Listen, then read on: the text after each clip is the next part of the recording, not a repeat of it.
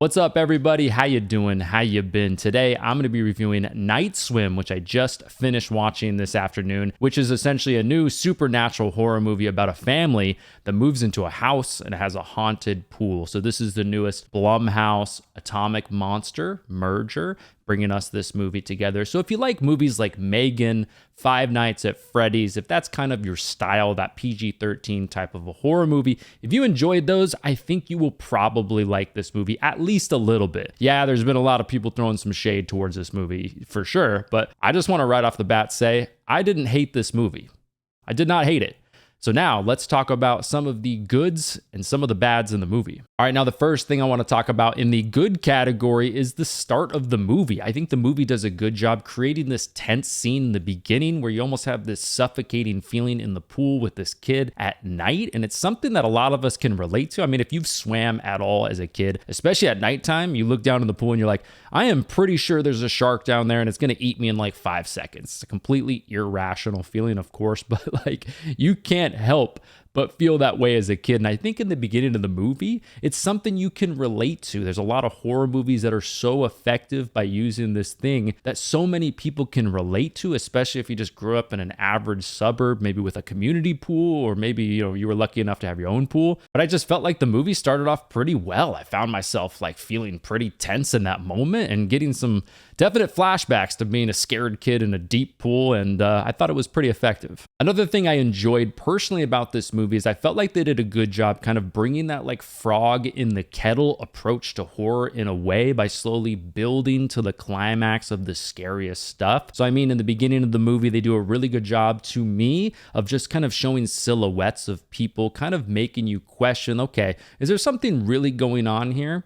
This family doesn't necessarily need to like immediately move, burn down the house and run away yet, because we're not 100% sure what exactly is happening here.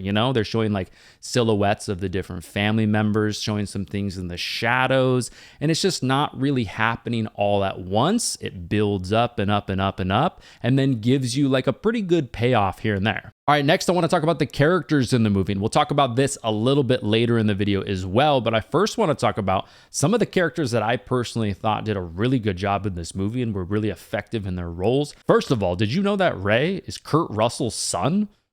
Our Lord and horror savior, Kurt Russell? The man, the myth, the legend, like that's pretty damn cool. I didn't know that, but Kurt Russell's son plays Ray in this movie. I think he does a good job, a serviceable job in the father role in this movie. Some of the ineffective moments for his character, I think were a little bit more to do with the writing and just like the character's backstory in a way. But I thought the mom in this movie, Eve, was fantastic. She also looked really, really familiar, but I hadn't really seen her before in a lot of other things, but she does have a long list of awards and a lot of shows that she's been in and things like that. Smaller roles, but I thought she was really, really good in this movie. I thought she obviously ended up being kind of the main character towards the end of the movie. Definitely like took the stage and took the moment, when the dad is clearly like having some health issues and clearly, not really doing that great of a job as just like a normal average everyday dad in a way. He even admits that in the movie. He's kind of struggling, coming off of like a baseball career where he was pretty well known, and that was kind of like something he naturally was so good at. But the mom in this movie just does such a good job taking over that role,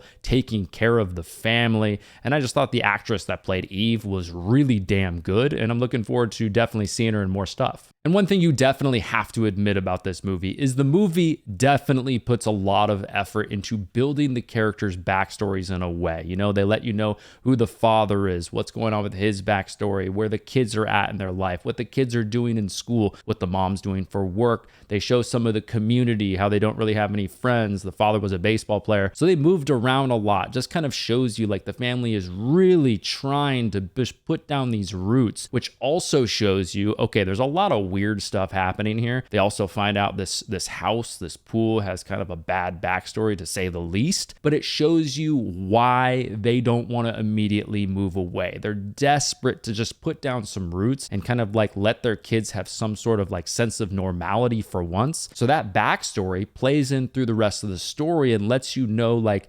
why they're still sticking around while all this wild shit is going on. And I do think the movie does an effective job with the characters' backstories, at least the main characters. And another positive for me in this movie, I think the scares at times are actually pretty effective. I also really like the moments where they're deep down below the pool, almost like in another dimension in a way, and they can see like the little square of the pool up above them. I don't know, I almost could like feel myself like suffocating in a way. You could like relate to the character. You know, you almost could feel as an audience in your chair like you're gasping for breath in a way. It was just a very suffocating, like dark, scary ass feeling. It's almost like, you know, being in the middle of the ocean. I know some of the inspiration for this movie was from movies like The Abyss and Jaws. The writer and director of this movie has admitted that. And there is a little bit of that vibe here. You can see that inspiration in those moments because being out in the dark ocean has that suffocating loneliness, just terrifying feeling. I mean, I'm definitely someone who has a phobia for the dark ocean. So that is very effective to me. And I think they do a good job in this movie,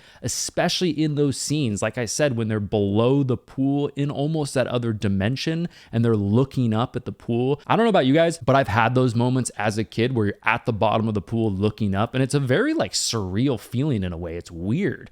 And they do an effective job in this movie in those moments, and I thought that was pulled off really well. And the last positive that I want to mention does have to do with the characters in a way, but they do an effective job to me in this movie of making you root for some of the characters in the movie. This is a likable family. These are likable kids. You know, they're almost underdogs in a way. You know, the dad has some underlying medical issues that he's going through, which sucks. Like you can see the heartbreak on his face. So you root for the family. I felt that way while watching the movie for sure, and that's something I just thought they did an effective job in this movie of. All right, now moving on to some of the negatives in the movie. The first negative that I want to mention does have to do with the characters. I know I did just mention the characters and the acting just a second ago, but it has more so to do with the writing on some of the characters. I do think the mom and dad in particular were pretty memorable in a way, but a lot of the other characters, the kids, the neighbors, some of the other people in the town were pretty forgettable.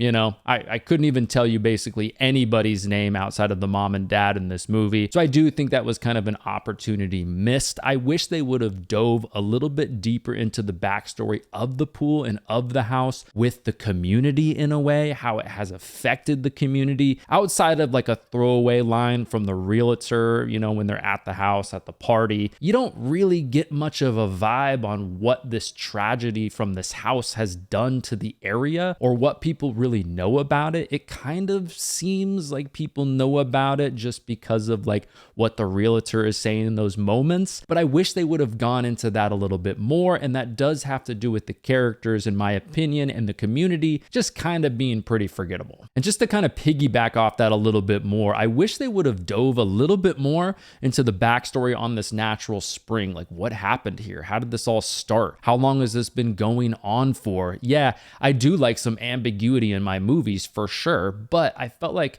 there wasn't a lot of mystery here. It was kind of just left unsatisfying to me at the end of the movie.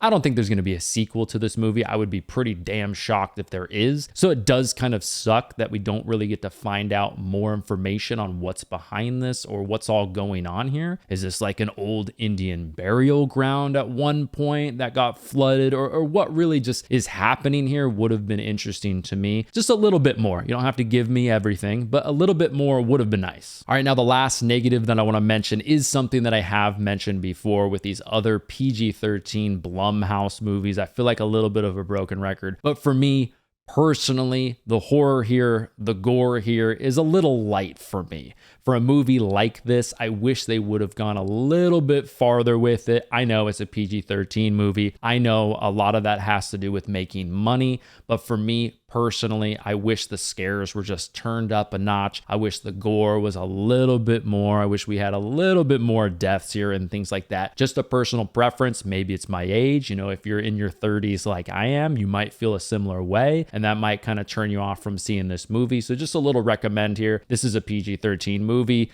Very standard PG-13 Blumhouse kind of a vibe here. Very similar to Five Nights at Freddy's, Megan, movies like that. So if you're not into those, you might want to pass or maybe just wait to streaming on this movie. But for me, that is a negative. It was something I was expecting going into watching this movie though, because it's pretty easy to predict in that way. But yes, a PG-13 horror movie. I just wish it was a little darker, a little scarier, and a little bit more gory. But all right, everybody, here are my final thoughts on Night Swim. Now, I've seen a lot of people shitting on this movie on social media. I haven't watched any reviews, I haven't read anything, I haven't listened to anything, but it pops up on your feed. You're gonna hear things. A lot of people, it seems like, don't like this movie. I don't really feel that way. Did I love this movie? No. Do I think this movie is a classic? No, but I would give this movie a similar score to the movies I mentioned a second ago. Megan, Five Nights at Freddy's. You know, maybe a 3 out of 5. I think the acting here is pretty solid. I actually think the movie, technically is shot pretty well. It's lit well. It looks good. And like I said, the characters are done pretty well. Their backstories are pretty solid. They put effort into that. There's stuff here that you're wondering about. I think that's effective. Like I said, they kind of turn it up on the horror scale slowly for the audience to kind of just build towards some sort of a payoff. There's some moments here that I was genuinely feeling tense about when I was watching the movie.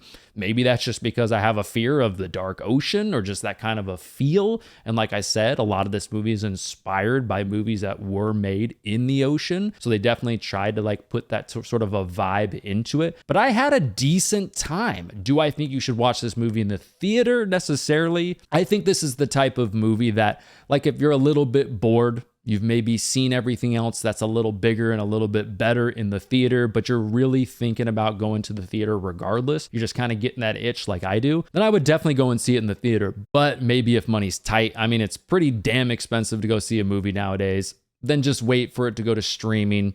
This isn't a movie you need to see in the theater, but if you're a huge horror fan, if you really like Blumhouse productions, if you really liked Megan, Five Nights at Freddy's, some of those other movies that are those PG-13 horror movies, then I would definitely see this in the theater. But I'd probably give this movie, honestly, a 3 out of 5.